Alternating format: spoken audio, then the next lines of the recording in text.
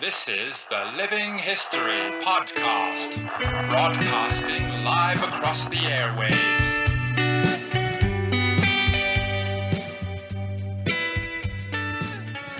Hello everyone, welcome to a special bonus episode of Living History. There's a book out now which I thoroughly recommend that everyone get their hands on if you're interested in the service and sacrifice of the men of the first AIF. It's called Duty, Nobly Done, and it's really quite an extraordinary account of 11 family members, all from the same family, who went off and served in the Great War. And joining me to talk about it is the author of that book and a member of that family. It's Adam Holloway. Adam, thank you very much for coming on the show. Thank you, Matt. It's a real pleasure, mate. Thanks so much for the opportunity.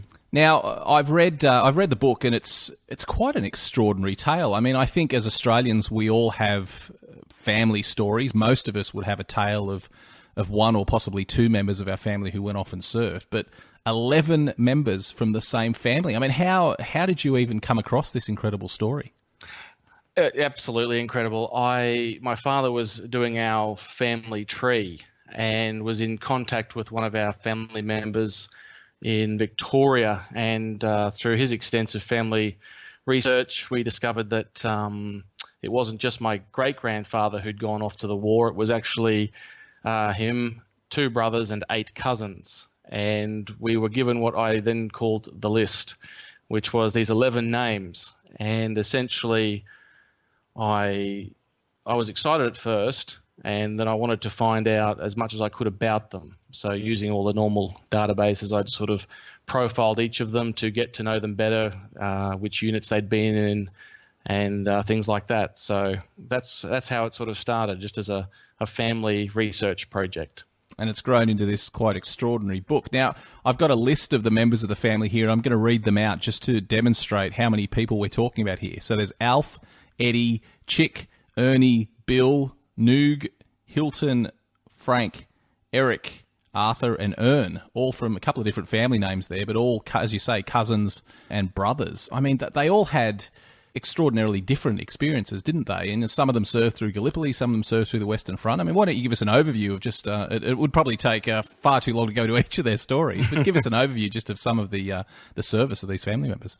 Yeah, that's right, Matt. I think once I started to actually delve into each of their personal stories, I was amazed at just how broad our family's involvement in the Great War was.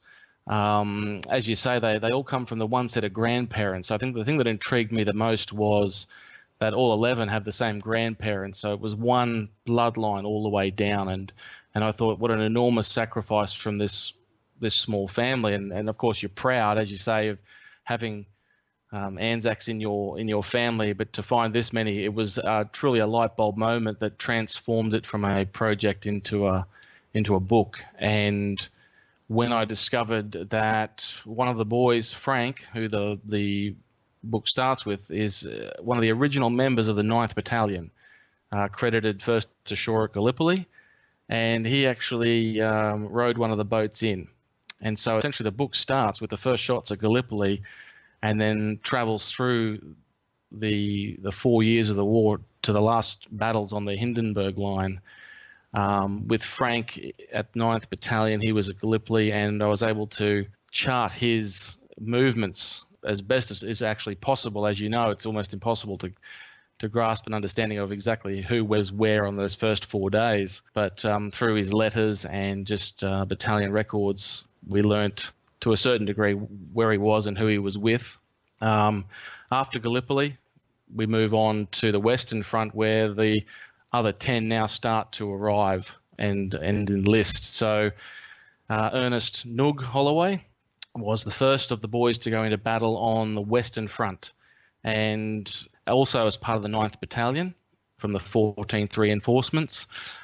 And he was there on the 23rd of July when they attacked the village to capture the village of Pozieres.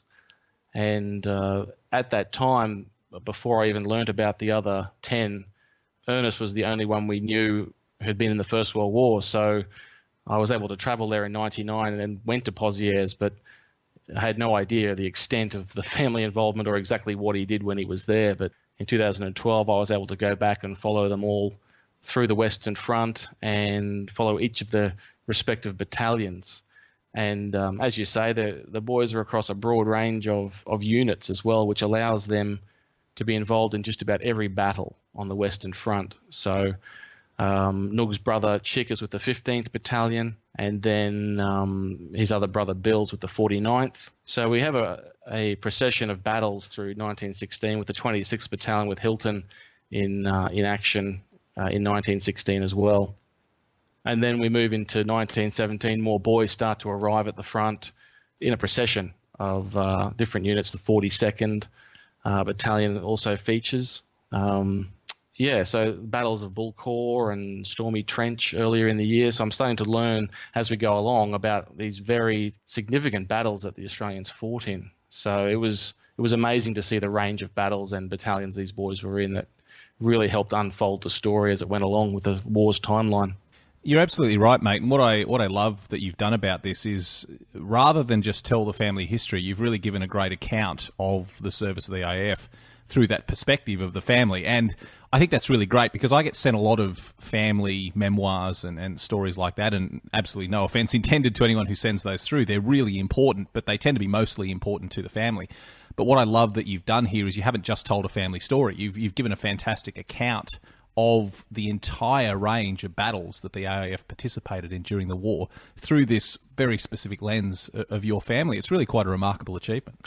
Oh, thank you very much, Matt. I do appreciate that. The 6.5 years that I spent researching and writing, I really wanted to make sure that I understood everything there was to know about each of these boys and their mates and the battles that they fought in, so that I could do them justice and really honour their memory. And through the fantastic resources that we have available to us through the War Memorial, the National Archives, and through Trove with digitised newspapers, they really do open up a whole new world. And I was mindful, as you say, of not making it just about my family. And I really wanted to create a narrative style that really puts you in the trenches with the boys and really gets you emotionally engaged with what they're going through. And I wanted to make sure that the stories were told about them and their mates. And these are the stories that don't get told as often as the other more well-known figures in the Great War. And so it's written as much for every Australian serviceman that served on the Western Front in Gallipoli and throughout that terrible conflict as it is for my family. And I always encourage my readers that if they have if they have a relative who was in the war, that they can just as easily put their fellow's name in that situation and know that that's pretty much what he would have been going through, fighting side by side with his mates. I undertook a big responsibility to make sure I got everything right and make sure that people would learn about those lesser-known battles. So, yeah. How many of the 11 blokes in the family survived the war? So, by the end of the war, 8 of the 11 returned home. Of the 8 that came back, all of them had got in the way of something on more than one occasion. On a few of them, at least 2 of them had been wounded more than 4 or 5 times during the war. And what I've done also is just to satisfy people's curiosity as to what happened to these boys when they came home. For those that left a small part of themselves on the Somme or on the slopes of Gallipoli, is they never fully returned home. And I've provided an epilogue so that people can understand a little bit about what life might have been like for these boys when they came home, and what the sort of problems they encountered, whether it was depression or alcohol or what we might call PTSD, and even their dramas going through repatriation and pensions and soldier settlement. So it was also another fascinating chapter to briefly look at as I was finishing the book. Of the 11 brothers and cousins, which are the stories that stand out most for you? I think without giving too much away, I think for me, people will really enjoy the very different style, the very different men in the 11. There is Frank, for me, is an amazing story. He's one of those fellows who, the minute that war is declared, he's been scouring the newspapers. The minute the war is declared, he's already said, "I'm going to be going." he joins up with his best mate, Arthur Harley, who I had the pleasure of meeting his grandson as well, Arthur Harley's grandson. So the connections I've made have also added to the whole experience through talking to descendants of not only my boys, but also their mates, finding photographs and letters and diaries that sort of just help fill in those blanks and create this other world that I could write about. But I think Frank, for me, being one of the original 9th Battalion and just the type of man that he was a real standout for me. And the other chap that really stands out for people, he's one of their favourites, is Chick, Henry Chick Holloway. He was a fireman on the locomotive engines on the Western Line. He joined with the 15th Battalion, and he was a bit of a lad. So I think he's one of those stereotypical type of people that think the Australian soldiers were, that went away to war.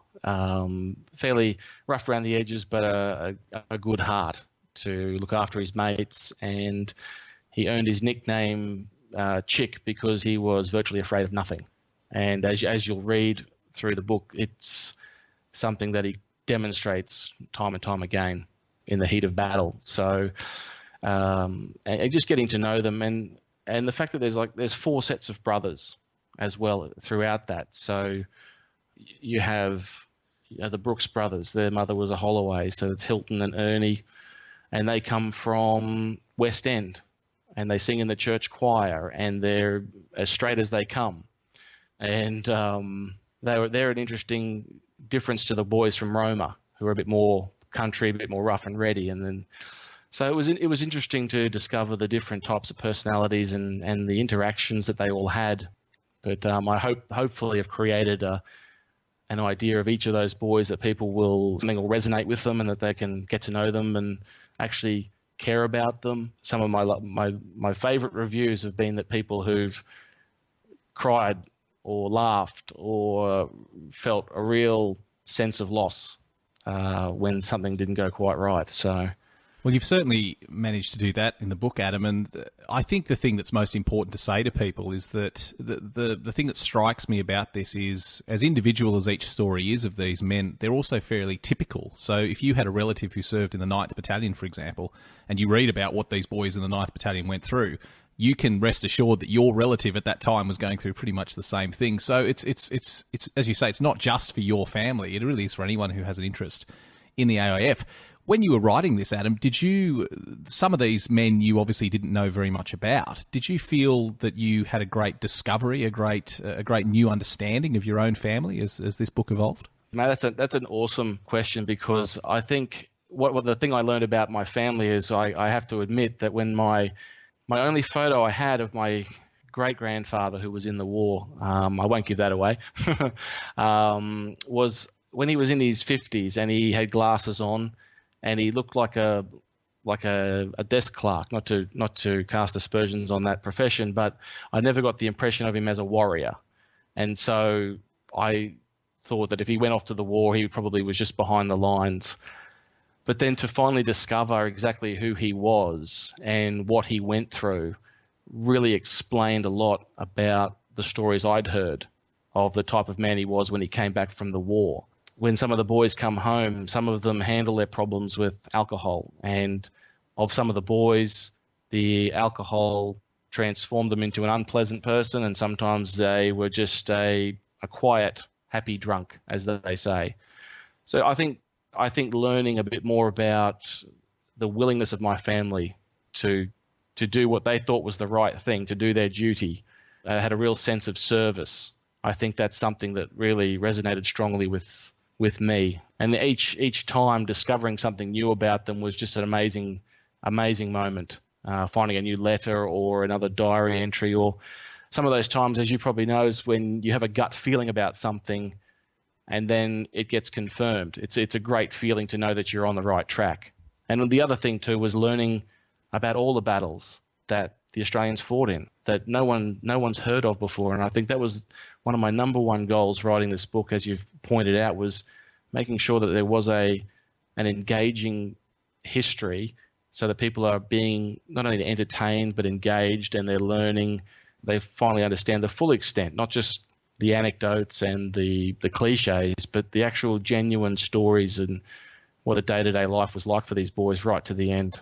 Adam, what advice would you have for other people who want to research their family's involvement in the First World War?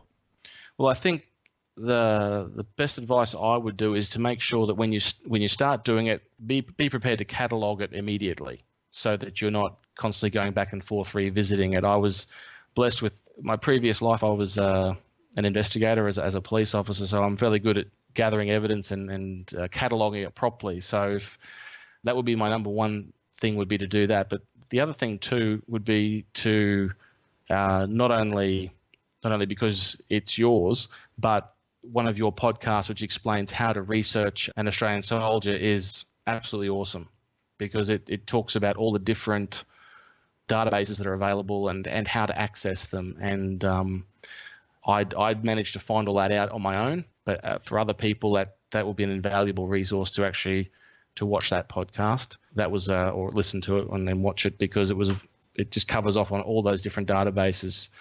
And allows you to build that picture of your relative, because, as you know, the official service records can have gaps in them, and gaps of time for up to 6 months in some cases. For one of the boys, as an aside, I was looking at his service record, and there was an inexplicable 6-month gap of service, and I could not work out where he was. And then all of a sudden, after some more research and digging around, I found a letter which basically word for word explained what he'd been doing for that 6 months. So that was an amazing find and allowed me to move forward with confidence and not just gloss over that period, because it was quite significant what he had been doing. And it really, I think, added to his character and his story. So being patient would also be another piece of advice I would give, that you won't find it all in one go, and you will need to do some legwork, ring around, email people, and sometimes don't take no as the first answer, because even if you're related to people, they sometimes aren't as forthcoming as you'd like them to be with documents. But if you're persistent, and you can sometimes be rewarded. So yeah, being patient and be persistent, and if it's there to be found, you'll be rewarded with finding it. So, and that's what I found when I was doing it. Well, very well said, Adam, and thank you for mentioning my podcast and my YouTube video about researching an Australian soldier, because we are just blessed in Australia with the amount of resources that are online. So people can listen to that podcast and look at that YouTube video for my advice about researching a family member, because there is just so much valuable content online that it's certainly well worth doing, researching your own family. Adam, just finally, having been through this great adventure over many years and produced a wonderful book, why is it important? Why is it important that we remember what these blokes did? I mean, it's over a century ago now. None of them are still with us. Why is it important that we learn more about these stories and that we remember them? I find it important to remember, and I always say to my children that we remember the sacrifice of these boys, not to be upset about it and dwell on it and think of the negative aspects, but think of the servant hearts that they had in the defense of freedom. I think that the casualties were enormous and absolutely unbelievably regrettable that so many young men had to die to achieve that ultimate victory. And one thing in my book, I don't argue about whether it was right or wrong, or whether the British High Command did the right or wrong thing, or things like that. It's, as you say, it's told at that level where the soldiers, they're going out there and they're doing their job and they're looking out for their mates. And I think it's important to remember that, because it wasn't all in vain. We live in the freedom and have the society that we have because men like this stand up. Men and women stand up to tyranny, and they go in and they stand up to bullies, and they stand for something. And I think that typifies that, whatever people want to call Anzac spirit, I think it's that mateship. It's that being able to adapt to situations, to overcome, and to lay down your life and to give your last mouthful of water or your last bit of bread. I think these are lessons that we can use in everyday life. And I think to forget the boys and girls who set the standard for our military and I guess the way of life that we have would be a real disservice to them. So I think without dwelling on the macabre and the violence of the war, I think their sacrifice should never be forgotten, because they died doing what they thought was right to help other people escape tyranny and aggression. And I think that's something we should all strive for. Very well said, Adam. Well, thank you for taking the time to come and talk to us about the book. The book is available now. It's called Duty, Nobly Done by Adam Holloway. It's an extraordinary account of 11 family members in the Great War. Adam, thank you so much for taking the time to join us on Living History. Absolute pleasure, Matt. Thanks for having me.